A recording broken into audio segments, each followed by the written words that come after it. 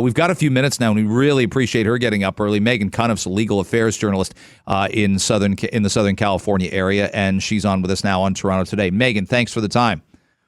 Yeah, thanks for having me. I was laying this out there. It was a rather dramatic day. If somebody called you out of nowhere and said, hey, what's going on with Sean Combs last night, what would you have told them?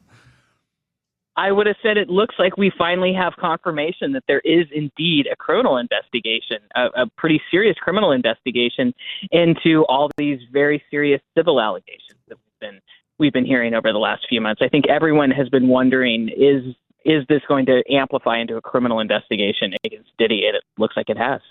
You're out in L.A., I'd say, and though Toronto's a big city, you're a little more closer to the pulse of the entertainment world and the music world than I might be.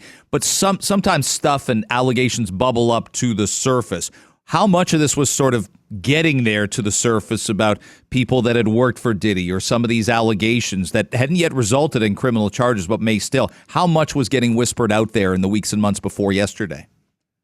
It definitely felt like there was a groundswell, that this was a big moment for Diddy, that some people were even comparing it to possibly the Harvey Weinstein matter. But the issue was there just never was a criminal case. It was always a civil case. And when you've got as much money and resources as Diddy, it kind of just becomes a public relations fight when you're dealing with lawsuits. But a criminal investigation like this certainly takes it to another level. When we see the number of federal agents, and the world has now seen the number of federal agents at two different homes, dogs that can sniff out where a laptop computer is if it's hidden, or an MP3 file, it's hard to believe that charges aren't coming.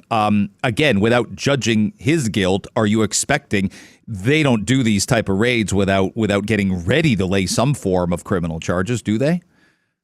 Exactly. I think if we see a caliber of this raid and this kind of activity, to have this result in no charges, I think would be a problem within the DOJ. They would be looking at their investigation to see what happened and what went wrong. So just the authority that they had to get to go inside someone's property and root through materials and take out what they wanted, that is a pretty high standard in federal court. So they already had to establish some probable cause here. So they're definitely not working on nothing, and now they just had access to a whole lot.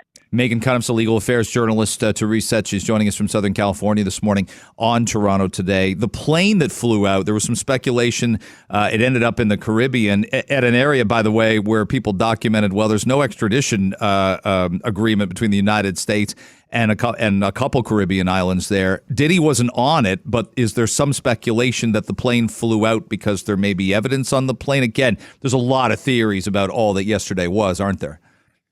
Yeah, I think there was a lot of speculation about his activity and what exactly he was doing. But, I was just thinking to myself that the feds and the people who orchestrated these raids have to understand that this is a man with resources. And not just, regular resources of another rich guy in L.A. Of course, he has jets that can fly off anywhere. So that had to have been something that they considered. And, of course, what they're working with here is he's not charged with a crime. For them to try to prevent his movement at all, I mean, if they had a search warrant for that jet specifically, they would have some authority. But, they can't restrict his movements if he's not charged with a crime. Last thing for you. This isn't all, obviously. Sean Combs is so prominent, preeminent. Every single person knows who he is. But I'd make the case, Meghann, he hasn't exactly... This isn't like a retired actor. This isn't even a person like O.J. Simpson was that had kind of faded into, the background a little bit. He's at every awards show. He's at the Grammys every year. He's at the American Music Awards. He's at a ton of music festivals. So while he's not sort of on the grind of album tour, lay out for our audience just how prominent he still is in the music world. He's not some obscure figure that's faded into the background, is he? Exactly. He's very prominent. He's moved from musician to music mogul to business mogul. So while we see him at award show and he has a very public face, he also has a very in the background face where he's doing a lot with the music industry, and he's very influential in different areas. So his prominence definitely hasn't dropped, and his influence has only risen. I'm going to assume you're expecting a busy morning and afternoon today on this. More people will be saying things. More things will happen today, wouldn't you say? Exactly. I think we're going to be hearing a lot more in the coming days, and then in the coming months, too. Sometimes these federal investigations can really take time. Meghann, thanks so much for getting up for our show this morning in Toronto. Greatly appreciate it. Yeah, thanks for having me. Absolutely. Meghann Cuniff, legal affairs journalist in Southern California.